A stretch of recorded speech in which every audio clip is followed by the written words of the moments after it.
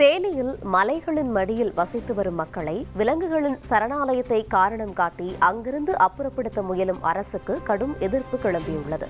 என்ன சிக்கல் பார்க்கலாம் இந்த செய்தி தொகுப்பில். எங்க வாழ்க்கையோட விளையாடுறதுல இந்த அரசாங்கத்துக்கு என்ன லாபம் இருக்கு? மக்கள் எங்க போய் வாழணும்னு நினைக்கிறாங்க? அடிப்படை உரிமைகளை பூரா தடுக்கிறாங்க.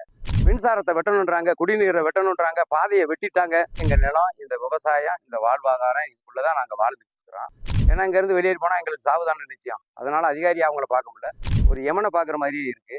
தேனி மாவட்டம் வருசநாடு பகுதியை சுற்றியுள்ள 98 மலைப்பகுதிகளில் 5 தலைமுறைகளுக்கும் மேலாக 50,000 மக்கள் வசித்து வருகின்றனர். ஆண்டிப்பட்டி வட்டம் கடமலைக்குண்டு ஒன்றியத்தில் உள்ள உட்கடை ஊர்கள் என மொத்தமுள்ள 98 மலைப்பகுதிக்குட்பட்ட நிலங்களும் 1912ஆம் ஆண்டு கண்டமனூர் ஜமீனால் அம்மக்களுக்கு வழங்கப்பட்டதாக கூறப்படுகிறது. 55,000 ஏக்கர் நிலத்தில் மாட்டுத் தொழுவம் அமைக்க செம்பு பட்டயம் கொடுக்கப்பட்டதாகவும் இது கொடுக்கப்பட்டு 120 ஆண்டுகள் நிறைவடைந்துள்ளதாகவும் கூறப்படுகிறது. இந்த நிலையில் தற்போது திருவில்லிபுத்தூர் மேகமலை புலிகள் காப்பகத்தை காரணம் காட்டி அப்பகுதி மக்களை வெளியேற்றும் செயலில் வனத்துறை இறங்கியுள்ளது. ஒரு லேண்ட ரிசர்வ் லேண்டா மாத்திரம், ரிசர்வ் ஃபாரஸ்டா மாத்திரம்னா அந்த மக்கள் எவ்வளவு வாழ்றாங்க, என்ன பண்றாங்க, அந்த மக்களோட பிரதிநிதிகள்கிட்ட இல்ல மக்கள்கிட்ட கருத்து கேட்பு, ஆலோசனை இது எதுவுமே கேட்காம ஒவ்வொன்றா மாற்றி அமைச்சிருக்கு. இது என்னடா கடைசி 52, 51வது புலிகள் சரணாலயம்ன்றதுல இது இன்னைக்கு செயற்கையா உருவாக்கப்பட்ட ஒரு சரணாலயம். இந்த சரணாலயத்தினால விலங்குகளை பாதுகாப்புறம் வைக்கிறோம்ன்றது எல்லாமே ஒரு கட்டுக்கதை தான். எங்கேயோ ஒரு கணக்கு கொடுக்கறதுக்காக நாங்க காடுகளை பாக்குறோம், 33% உருவாக்குறோம்ன்றதுக்காக காடுகளை உருவாக்குறதுக்காக ஒரு கட்டமைப்பு போட்டிருக்காங்க தவிர, அதுக்கு இந்த ஓரத்துல இங்க இருக்க மக்களை பலிகடா ஆக்கியிருக்காங்களே தவிர, இது உண்மையிலே விலங்குகள் வாழ்விடமாக்கோ இயற்கை பாதுகாக்கவோ ஏற்பட்ட சரணாலயமா எனக்கு தெரியல. ஏன்டா அவர் முன்னாடி சொன்ன மாதிரி பட்டாக்கள் நிறைய விடுபட்ட பட்டாக்கள் தான் இங்க இருக்கு. அப்படின்றப்ப ஒவ்வொரு தனித்தனி இடத்துலையும் போய் தனித்தனியா மிருகத்துக்கு தனியா எப்படி நிலத்தை ஒதுக்க முடியும்? உள்ள மக்களும் வாழ்ந்தா மக்களுக்கு பட்டா இருக்கு. அப்போ ஒரு வீட்டுல பட்டா இருக்கு, இன்னொரு வீட்டுல பட்டா இல்ல, அடுத்த வீட்டுல பட்டா இருக்கு. அப்படின்றப்ப இது எப்படி இது சரணாலயமாவோ இல்ல விலங்குகள் வாழிடோ மாத்துறது எப்படி சாத்தியமா இருக்குன்றது எங்களுக்கு தெரியல.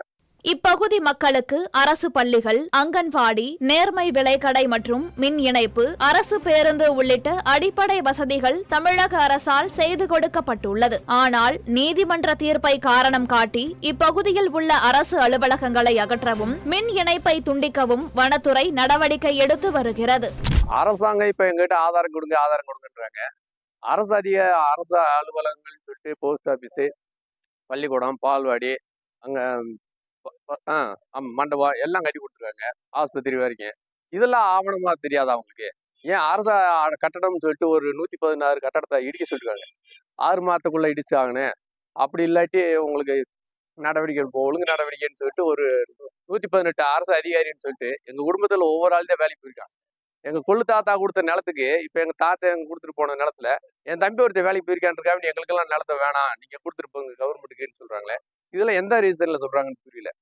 எங்களுக்கு ஆதாரம்ன்றதே கவர்மெண்ட் கட்டி கொடுத்த ரோடு, போட்டு கொடுத்த பாலம், பள்ளியோடம், பால்வாடி, போஸ்ட் ஆபீஸ் இதுகளிலே ஆதாரமே தவிர்த்து எங்களுக்கு தனி ஆதாரம் வேணா, நீ எங்களுக்கு மூதாரிகள் புதைச்ச இடத்த வேணா தோண்டி எடுத்து கொடுப்போம். நடப்புல இருக்க எல்லா ஆதாரமும் இருக்கு. Ration card, voter ID, PAN card, இந்த மோட இதர ஆதாரங்கள் எல்லா மக்களும் வச்சிருக்க ஆதாரம் எங்ககிட்ட இருக்கு. இது ஐடி ப்ரூஃப்ல இருக்கு.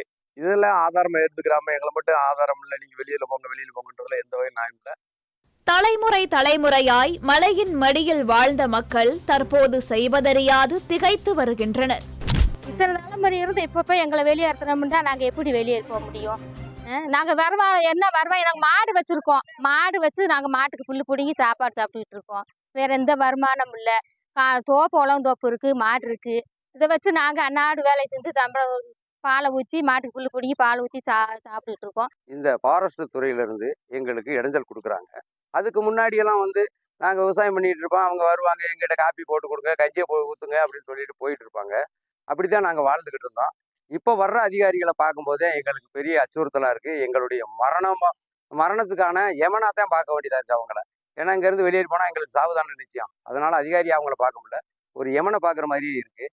எங்களை இங்கேருந்து அத்தனை பேர்த்தையும் வெளியேற்றணுன்றதுல இந்த நீதிமன்றங்களும் அரசாங்கமும் அரசு அதிகாரிகளும் இதுக்கு முன்னாடி இருந்த கலெக்டர் அலுவலகத்தில் இருந்த அதிகாரிகளும் எங்களுக்கான எந்த ஒரு உதவியும் செய்யாம எங்களை ஆக்கிரமிப்பாளர்கள் சொல்றாங்க. இதனை எதிர்த்து கடந்த 7ஆம் நாள் மாவட்ட ஆட்சியர் அலுவலகம் முன்பு ஏறத்தாழ 10,000 மக்கள் ஒன்று கூடி கண்டன ஆர்ப்பாட்டத்திலும் ஈடுபட்டனர்.